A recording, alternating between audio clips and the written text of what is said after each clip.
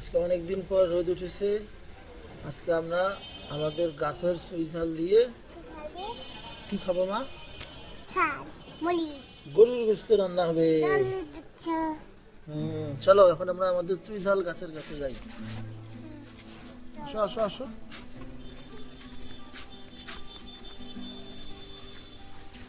এগুলো হচ্ছে আমাদের স্ট্রবেরি গাছ। এবার স্ট্রবেরি গাছের অনেকগুলো বেবি হয়েছে, তাই না? এগুলো সব কে খাবে? রাবিয়াত খাবে। আমাদের চুই ঝাল গাছ কোনটা? এই যে এটা হচ্ছে আমাদের চুই ঝালের গাছ। আমরা এই চুই ঝালটা অনেকদিন আগে লাগিয়েছিলাম, এখন মোটামুটি একটু বড় হয়েছে। এখান থেকে আজকে আমরা একটু চুই ঝাল কেটে নেব, নিয়ে গরুর মাংস দিয়ে রান্না করব।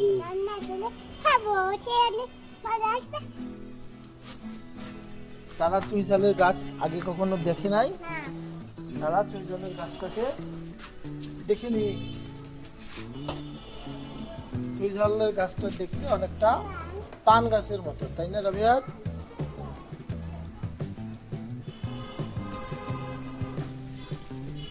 চুই ঝাল গাছের ডালগুলো অনেক মোটা হয়, আমাদেরটা খুব বেশি মোটা হয়নি এখনো,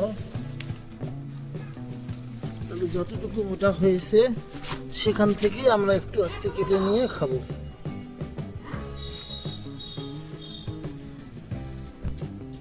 এটা হচ্ছে রাবিয়াতের মিনি বাগান। এখানে রাবিয়াত অনেক কিছু চাষ করে। রাবিয়াতের স্ট্রবেরি আছে এক সাইডে, এক সাইডে আছে এটার নাম জানো কি বলে, অ্যালোভেরার গাছ। আর এক সাইডে একটা ছোট্ট বেবি পুঁই শাক হয়েছে। ওটার নাম কি মা? ওটা এক ধরনের আলু। এই আলুটা মাটির নিচে হয়, আমাদের এলাকায় এটাকে বলে পুরো আলু। তারপরে রাবিয়াতের যে মরিচ গাছ, মরিচ গাছে ফুল ধরেছে। তুমি হাত দিও না মা। এখানে আছে কিছু রজনীগন্ধা, তারপরে রয়েছে একটা পাতাবাহার। এটা হচ্ছে আমাদের নাইট কুইনের গাছ। পোকা আছে, একটা পোকা দেখতে পেয়েছে। কেউ যদি জানেন এই পোকাটার নাম কি তাহলে বলবেন।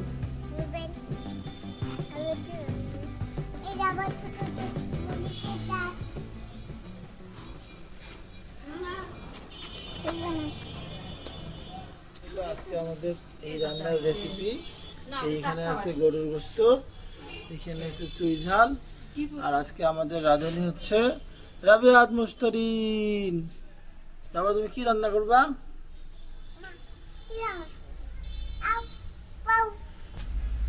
রান্নার জন্য প্রথমে আমরা পেঁয়াজ কেটে নেব, সুন্দর করে কুচি কুচি করে পেঁয়াজ কাটতে হবে।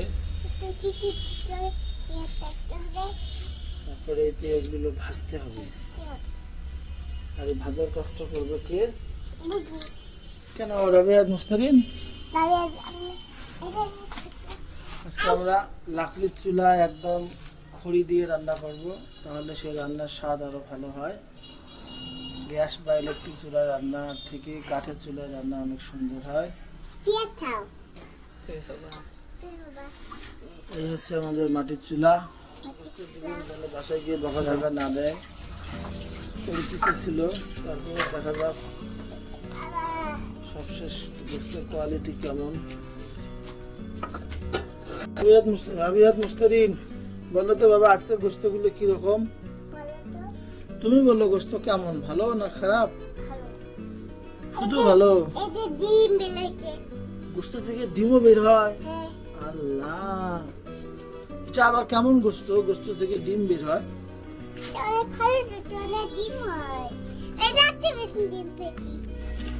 ডিম রাবিয়াত গোস্তের তেলগুলোকে ডিম মনে করে।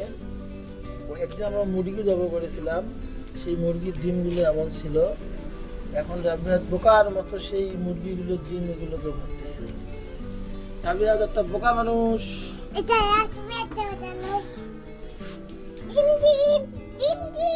আবার ডিম। আজকে আমরা রান্না করবো বাটা মশলা। বাটা মশলা রান্না নাকি অনেক টেস্ট হয়। বাটা মশলা রান্না, প্রথমে নেওয়া হয়েছে কিছু জিরা, তারপরে কয়েকটা বড় এলাচ, এখানে পেশা হয়েছে আদা, তার সঙ্গে যোগ হবে দারুচিনি, ছোট এলাচ,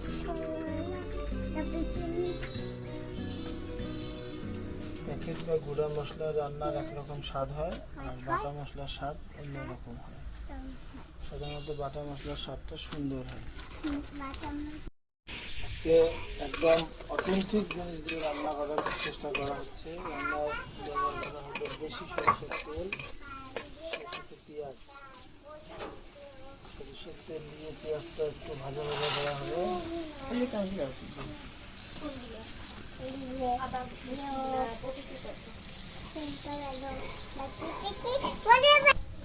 অবশেষে আমাদের বাকি মশলা বাটা রেডি হয়ে গেল।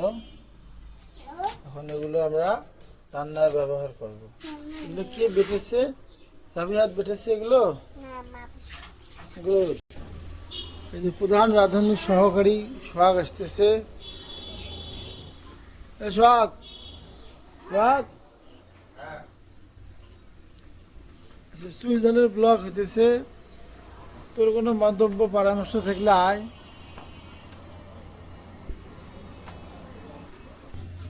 রাবিয়াত হচ্ছে প্রধান রাঁধুনি, রাবিয়াতের সহযোগী হচ্ছে ওর বাবু।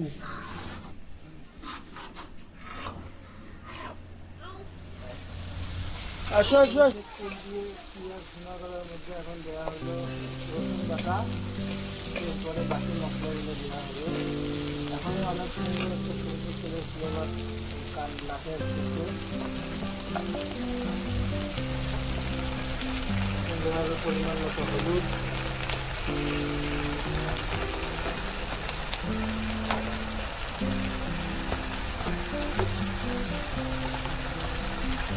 তারপরে একটু শুকনো মরিচের গুঁড়া।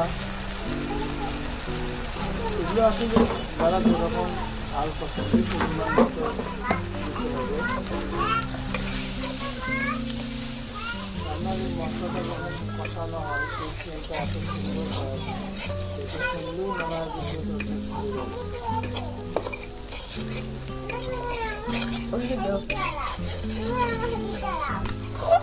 কষানো মশলার মধ্যে গোস্তগুলো দিয়ে ভালো করে ভেজে দিতে হবে।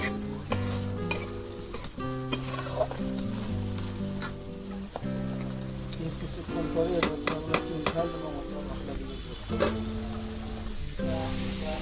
বাটা মশলাগুলো দিয়ে সেটা আরেকটু ভালোভাবে লাগতে হবে।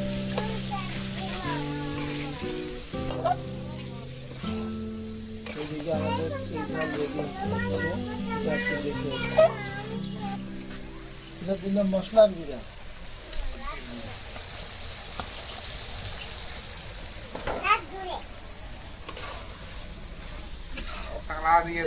আমাদের চুই ঝাল, এখন সেই কাঙ্ক্ষিত চুই ঝালটি কাটা হবে। সব থেকে যেটা মজার বিষয় সেটা হচ্ছে যে অনেকদিন আগে দেখেছিলাম চুই ঝাল দিয়ে গরুর গোশত খাওয়া যায়, আমাদের এদিকে এটা খুব একটা কিনতে পাওয়া যায় না। তো তখন আমি আর রাবিয়া মিলে একটা চুই ঝালের গাছ লাগিয়েছিলাম, প্রায় 2-3 বছর হয়ে গেল। এখন আমরা আমাদের সেই লাগানো গাছ থেকে আজকে চুই ঝাল কেটে আমাদের বাসায় রান্না করে খাবো। বলা যায় অনেকটা আমাদের গাছের চুই ঝাল দিয়ে আজকে আমরা গরুর গোশত খাবো, তাই না রাবিয়াত? ওইদিকে গোশত রান্না প্রায় চলতেছে, আর এদিকে চুই ঝালগুলো এখন রেডি হতেছে। এরপর এগুলো এখানে অ্যাড করে দেওয়া হবে। তারপর রাবিয়াত কিভাবে খাবে? আবার কিভাবে খাবে?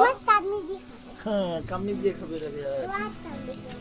দেখি আমরা কাটার পর চুই ঝালগুলো দেখতে কেমন হলো।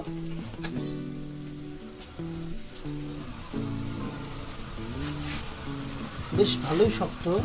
চুই ঝাল অবশ্যই এর থেকে অনেক মোটা হয়, কিন্তু আমাদের গাছটা তো এর থেকে মোটা নাই, হয়তো বা এর প্রজাতির ভেরিয়েশন থাকতে পারে। এগুলো আরেকটু ছোট ছোট করে দিলে মনে হয় ভালো হবে। ওই যে রাবিহাতের টুল এখানে, এখন রাবিহাত দিয়ে ওর টুলটা নিয়ে আসবে।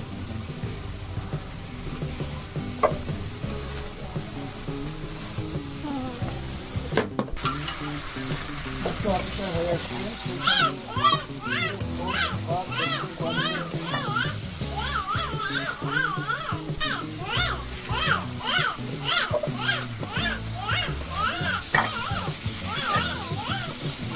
অনেকটা হয়েছে, এদিকে চুই ঝালও রেডি। এরপরে গোষ্ঠীর সঙ্গে চুই ঝাল যোগ করলেই আমাদের রান্না মোটামুটি শেষ। তো এখনো পর্যন্ত সর্বশেষ রান্না কী হয় তখন আবার দেখাবো। অবশেষে রান্না হয়ে গেল আমাদের চুই ঝাল দিয়ে গরুর গোস্ত। রান্নাটা মোটামুটি ভালোই হয়েছে, তবে সরিষার তেলে রান্না হওয়ার কারণে সয়াবিন তেলের মতো অতটা কালার আসেনি। কালার না আসলেও এর যে ঘ্রাণটা ছিল সত্যি অসাধারণ। এখন আমরা খাবো মাটির প্লেটে চুই ঝাল দিয়ে গরুর গোস্ত, সঙ্গে একটু পেঁয়াজ, আরও আছে আলু ভাজি। এটাই মোটামুটি আজকে দুপুরে আমাদের খাবার মেনু।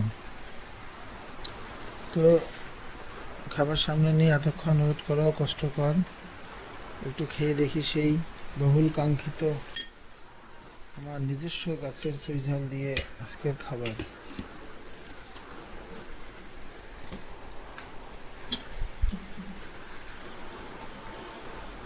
মাশাআল্লাহ, ঝোলটা অনেক স্বাদ হয়েছে। একটু চুই ঝাল খেয়ে দেখি।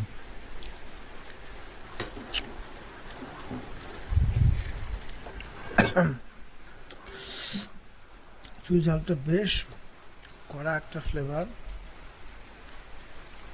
তবে খেতে ব্যতিক্রম একটা স্বাদ। যদিও আমার গাছের চুই ঝালটা এখনও অত মোটা হয়নি, তারপরেও যতটুকু ফ্লেভার বা ওর কড়া স্বাদ বেশ ভালোই লাগে, মুখে লাগার মতো।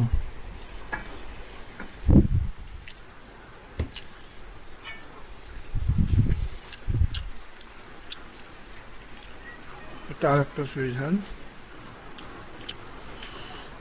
এটা একটু বেশ বড় সড়ো হয়েছে।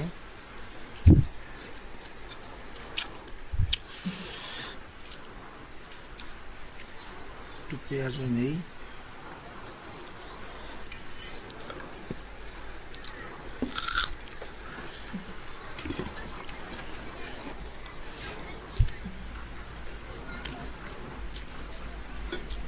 ধন্যবাদ আমার সঙ্গে থাকার জন্য। তবে সব মিলে রান্নাটা অসাধারণ হয়েছে। বিশেষ করে লাকড়ির চুলায় বাটা মশলায় একদম খাঁটি সরিষার তেলে রান্নাটা সত্যি একদম গ্রাম্য একটা অসাধারণ অথেন্টিক রান্না হয়েছে। খেতেও মাশাআল্লাহ অনেক ভালো লাগতেছে। তো ধন্যবাদ সকলকে। আল্লাহ হাফিজ।